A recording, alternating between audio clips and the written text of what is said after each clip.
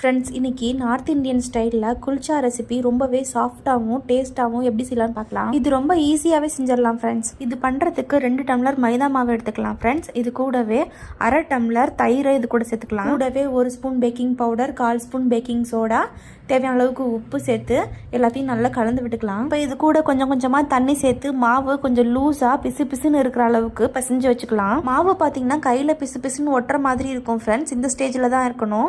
இது மேலே ஒரு 2 ஸ்பூன் எண்ணெய் விட்டுட்டு இதை அப்படியே ஒரு ஈரத்துணி போட்டு மூடி வச்சிடலாம்.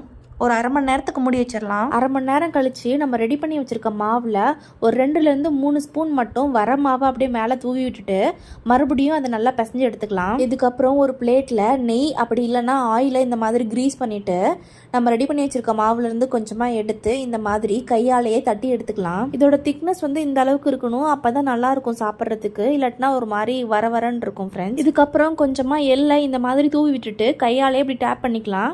இதே மாதிரியே கொஞ்சமாக கேரட்டையும் தூவி விட்டுட்டு டேப் பண்ணிக்கலாம். கொத்தமல்லியும் போட்டுட்டு இந்த மாதிரி டேப் பண்ணிக்கலாம். இப்போ இது ரெடி ஆகிடுச்சு. இதை நம்ம சுட்டு எடுத்துக்கலாம் ஃப்ரெண்ட்ஸ். இப்போ நல்லா சூடாக இருக்க கடாயில் கொஞ்சமாக தண்ணி ஊற்றிட்டு நம்ம ரெடி பண்ணி வச்சுருக்க குல்ச்சாவை இதில் சேர்த்துக்கலாம். குல்ச்சாவை சேர்த்ததுக்கப்புறம் அதை சுற்றி கொஞ்சமாக தண்ணி ஊற்றிக்கலாம். இப்போ ஒரு மூடி போட்டு ஒரு 2லேருந்து 3 நிமிஷத்துக்கு இதை நல்லா வேக விட்டுக்கலாம். 2 நிமிஷம் கழிச்சு ஓப்பன் பண்ணோன்னா இந்த மாதிரி பபிள்ஸ் வந்திருக்கும் ஃப்ரெண்ட்ஸ். இந்த டைமில் ஒரு 2 ஸ்பூன் நெய் விட்டுட்டு இதை அப்படியே திருப்பி போட்டுக்கலாம். திருப்பி போட்டதுக்கப்புறம் இதையும் ஒரு 2 நிமிஷத்துக்கு நல்லா வேக விட்டு எடுத்துக்கலாம். இந்த சைடு வேக வைக்கும் போது கொஞ்சமாக லைட் ப்ரௌன் வர வரைக்கும் வேக வைங்க ஃப்ரெண்ட்ஸ். அப்போ தான் பார்க்கறதுக்கு ரொம்ப அழகாக இருக்கும். அவ்வளோதான் ஃப்ரெண்ட்ஸ், குல்ச்சா இப்போ ரெடி ஆயிடுச்சு. பாருங்க ஃப்ரெண்ட்ஸ், பார்க்கவே ரொம்ப அழகாக இருக்குல்ல. இது சாப்பிட்றதுக்கு சூப்பர் சாஃப்டாக இருந்துச்சு ஃப்ரெண்ட்ஸ். நான் இன்னைக்கு பன்னீர் பட்டர் மசாலா கூட இதை வச்சு சாப்பிட்டேன்.